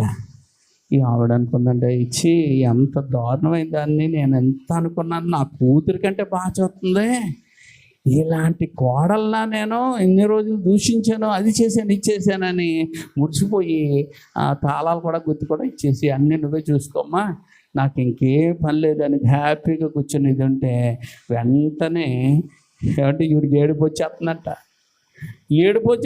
మన చీర కొనుక్కోంటుందట, ఇచ్చే అన్నీ అంటుంటే ఈవిడికి ఏడుపు వచ్చేసి మావయ్యకి ఫోన్ చేసింది, మావయ్య నా తప్పు క్షమించు, మా అత్తగారు బతకాలి అన్నాడండి. మా అత్తగారు బతికి తీరాలి, ఏమంటే మా అమ్మ కంటే బాగా చూస్తుందండి అన్నదట. దేవుని స్తోత్రం. అప్పుడు అతడు చెప్పాడట, ఆవిడకి బలం రావడానికి ఇచ్చానే కానీ ఆవిడ చచ్చిపోవడానికి కాదా మందు, ఏం పర్వాలేదు అని చెప్పాడంట. చూసారా, అంటే ఇద్దరు అర్థమైనప్పుడు ఏమంటే మనుషులు కావాలంటే దొరకరు. అందుకే మనుషులు ఉన్నప్పుడే వాళ్ళని ఏం చేయాలా, అత్తగారు కొనరాళ్ళే ఉంటుంది, ఎవరు ఎంతకాలం ఉంటాం మనం తెలియదు కనుక మనుషులు ఉన్నప్పుడే ఏ బంధానికి విలువ ఇవ్వాలా, విలువించుకొని ఏం చేయాలా, బాగా చూసుకోగలిగితే అంతకంటే గొప్ప ఆనందం కుటుంబాల్లో ఉండదు. హల్లెలూయా, హల్లెలూయా. అంటే భార్య ఉన్నప్పుడు భర్త ఉన్నప్పుడు భార్య, అత్తగారు ఉన్నప్పుడు కోడలు ఉన్నప్పుడు అత్తగారు, ఇలా అలాగే ఎప్పుడైతే ఎవరి బాధ్యతలు వారు చేసుకోగలిగితే అర్థం చేసుకోకపోతే ఆ కుటుంబం ఎంతో అంటే సంతోషంగా ఉంటుందన్నమాట. హల్లెలూయా, హల్లెలూయా. అంతేగాని నువ్వు నాకు అర్థం అవ్వలేనప్పుడే సమస్యలు వస్తూ ఉంటాయి అన్నమాట. అందుకే సాతానుగాడు ఏం చేయడంటే అర్థం చేసుకునేవాడు మనుషుల్ని, ఏం చేయడండి అర్థం చేసుకునేవాడు. అందుకే మనుషుల్ని మనం ఆలోచిస్తే మనుషుల కోసం మెల్లిమెల్లిగా ఒకటి ఏమవుతూ ఉంటుంది, వారి కోసం అర్థం అవుతూ ఉంటుంది. అందుకే ఇక్కడ మనం చూసుకున్నట్లయితే నూతన పరచబడినట్లుగా మన ప్రభువును మనం ఏం చేసుకోవాలంటే అర్థం చేసుకోవాలా, మన ప్రభు యొక్క బాధను అర్థం చేసుకోవాలా. ఏమంటే ఎవరైనా ఒకళ్ళు ఒత్తేటి రాపోతే నాకు మీరు ఏమైనా చందాలు వేస్తారు ఇప్పుడు వచ్చి, ఒత్తేటి రాపోతేటి, కానీ ఇది నా వేదనే కాదు, దేవుని వేదన. ఆయన సన్నిధిలో కనపడాలి ఆయన పిల్లలో. ఇప్పుడు తల్లి ఎలాగుంటుందంటే అందరినీ రమ్మంటుంది, అందరూ రాకపోతే ఆ తల్లికి ఎలా ఉంటుందంటే చాలా బాధగా ఉంటుంది. కాబట్టి దేవుడికి కూడా ఆయన సన్నిధిలో అందరూ కనపడాలా. అందుకే దేవుడి మాటలు మనకు ఔషధం లాంటిది. దేవుడి మాటలు ఏంటంటే ఔషధం. ఆ ఔషధం ద్వారా మనకి ఏమొస్తుందంటే స్వస్థత, బలము, విశ్రాంతి, ఏమండి దేవుని కొరకు పరుగులు పెట్టాలనే ఆశ మనలో ఉంటుంది. హల్లెలూయా. అందుకే ఏమంటే ఈరోజు మనం చెప్పుకుంటున్నది ఏంటంటే మన చింత ఏదైనా ఉంటాయి, చింతలు బోల్డ్ ఉంటాయి, ఇవన్నీ మనలో పెట్టుకుంటే మనం ఏం చేయలేము. కానీ దేవుడి మీద వేస్తే దేవుడు ఎవరిని ఎలాగా బుద్ధి చెప్పాలో, ఎలా మార్చాలో, ఎలాగా ఏమండి అర్థం చేసుకోవాలో ఆయనే మారుస్తాడు. హల్లెలూయా. మనం చెప్తే అది పొరపాటైపోద్ది, మనం చెప్తే అహం అనేది వచ్చేస్తుంది, కానీ దేవుడు చెప్తే ప్రతిదీ బాగా అర్థమవుతుంది. హల్లెలూయా. కాబట్టి అత్తగారిని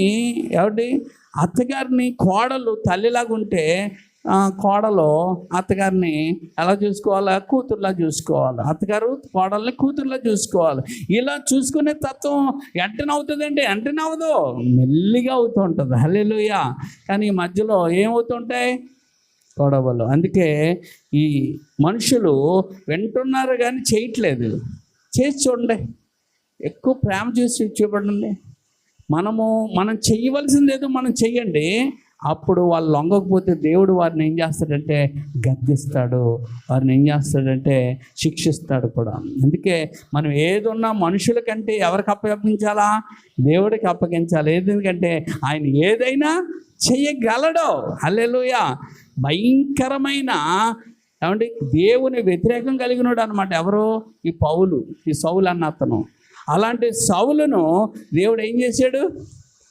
మార్చేసి పౌలుగా మార్చి ఆఖరి దేవుడి కొరకు ఎన్ని శ్రమలు అనిపించాలో అన్ని అనిపించడానికి నిలబడ్డాడు. హల్లెలూయా.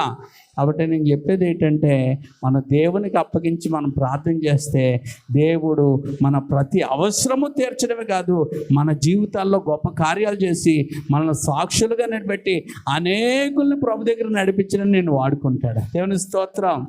నేను చూసి ఏమంటే మనుషులు భయపడకూడదు.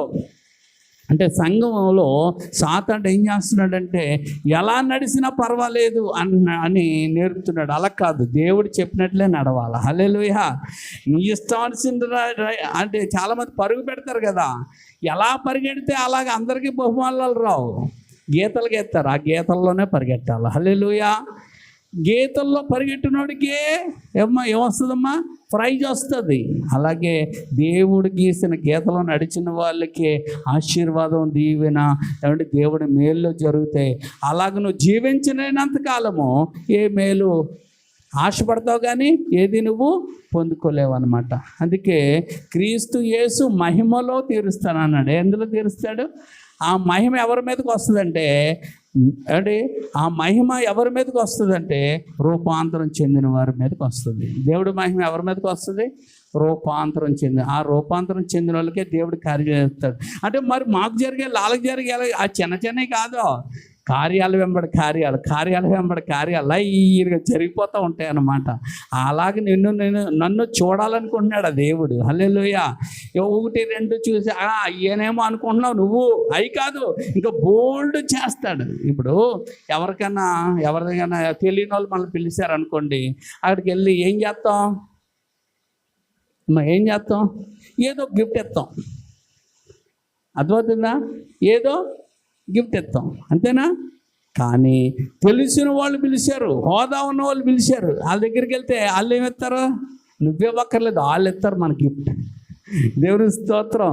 ఇప్పుడు ఎవరు ఇస్తారు? మనం ఇవ్వక్కర్లేదు, వాళ్ళు ఇస్తారు మన గిఫ్ట్. దేవుని స్తోత్రం. హల్లెలూయా. హల్లెలూయా. నువ్వు కారు బొమ్మ ఇచ్చేవేమో గిఫ్ట్, వాళ్ళు కారు ఇచ్చేస్తారు నీ గిఫ్ట్. అంటే ఒకదాన్ని బట్టి ఏమొస్తూ ఉంటాయి నీకు? అనేక గిఫ్ట్లను దేవుడు ఇవ్వాలనుకుంటున్నాడు. ఎవరికి ఇవ్వాలనుకుంటున్నాడు అంటే తనకి ఇష్టలైన మనుషులకి. హల్లెలూయా.